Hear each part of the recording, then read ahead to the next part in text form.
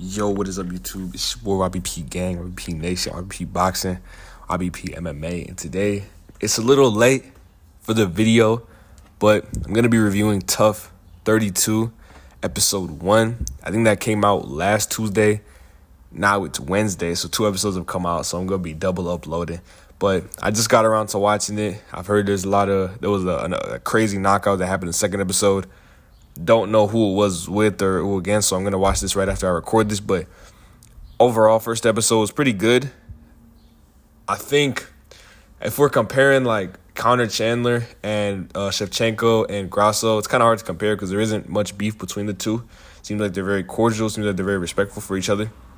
I did a bigger deep dive on TUF 31. Like I focused on each fighter, all their styles. I went and did tape for every single like person before I even got into the series, so I kind of had an idea about how everyone fought, but so I'm kind of going into it blind. I don't really know much about every fighter.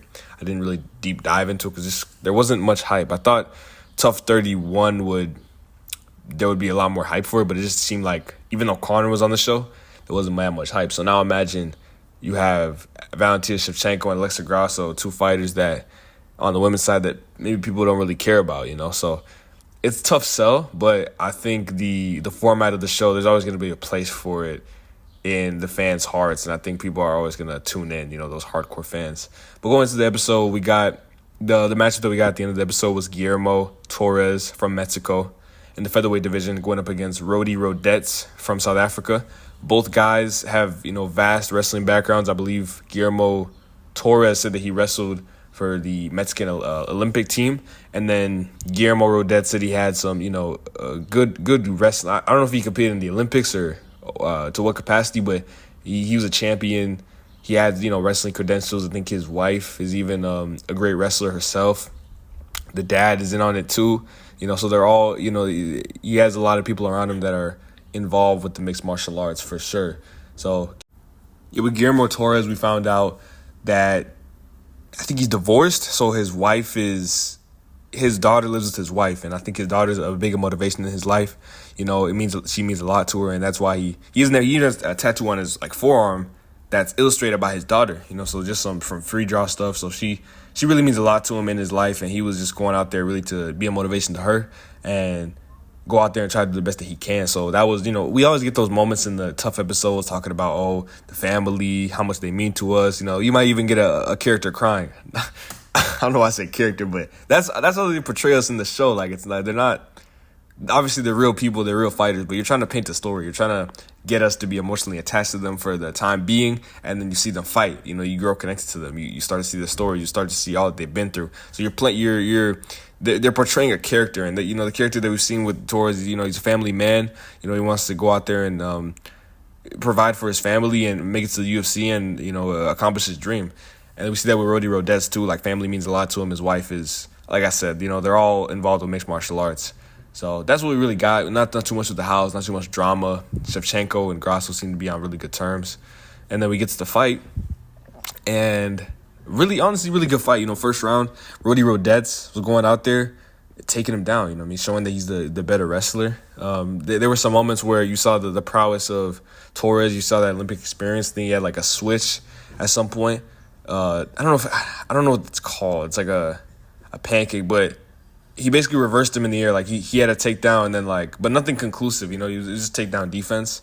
But overall, Rody Rodets was able to control him in the first round, and I thought he got that round for sure. I think the judges agree with me too. Second round though, Torres came out, good striking, and then he was able to take him down off a reversal. So not a reversal in just no sense like where you're on the ground and then you flip him over, but what's his name? Rody Rodets had attempted to take down, and he flipped it back on him, and then he ended up on top. So that was crazy to see, because honestly after the first round you're just thinking, okay, well this should be more of the same, but Torres was able to switch it up and get on top, land some damaging shots and win the round. And the third round came around 1-1 because it's really only 2-round fights. If you win the 2 rounds, then you win. But it was 1-1 going to the third, as the judges agreed. And so the third round, it was all up in the air. And honestly, crazy fight, crazy last round. We saw that both guys really wanted it. They went out there and they scrapped, for the most part of it. Actually, I don't know. Well, I feel like in a lot of the fight, I think at one point I actually fell asleep on accident in the second round or first round because it was just so much grappling. It wasn't much like going on. Roddy Rodez just holding him up against the cage, almost Brad Katona-esque as you saw in the last season. But the last round, we saw less takedowns from. They weren't as. The attempts came really easy for Roddy Rodez in the first round. It was a lot harder for him in the second and third rounds. And we saw that, good takedown defense from Torres. Able to stuff the takedowns. Able to land some shots of his own. I thought he landed some really good shots on the feet. But Roddy Rodez was able to, I think at the latter portion of the fight, was able to,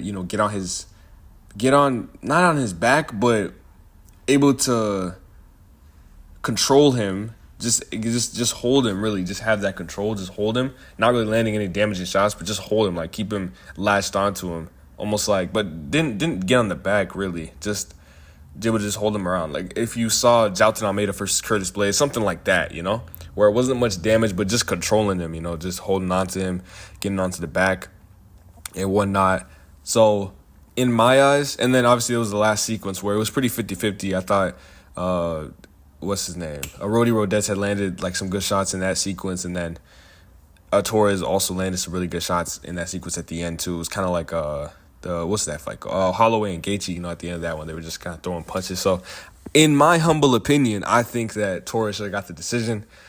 Obviously, it was a lot of control, but if damage trumps all, like they say it does, like Torres should have got that decision. He landed a lot of good shots. He was able to stuff the takedowns and, land his shots, get his shots off. I thought that there wasn't enough damage and enough control to warrant giving Roddy Rodez the decision, but it is what it is. It was a close fight, and I think if from either guy, because these are the top two guys in the featherweight division, that the top two picks. So, if you're gonna go out there with the judges, even in today's UFC, you gotta be conclusive. You gotta be more, not decisive, but more.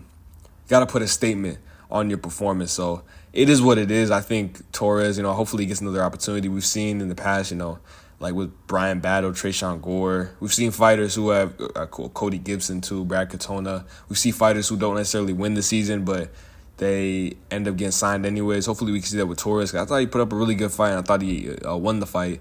And, let's see how well it ages. I think Roddy Rodez is definitely a contender to go out there and win the whole season. We'll see. But he has some really good grappling, really good striking, and really good all-around skill. Same with Torres. So really good fight to start out, really good high-level fight. And I'm excited for the episodes that are to come. So that's all I really got for y'all today. Leave a like on the video, subscribe. Peace out, most great. What it is.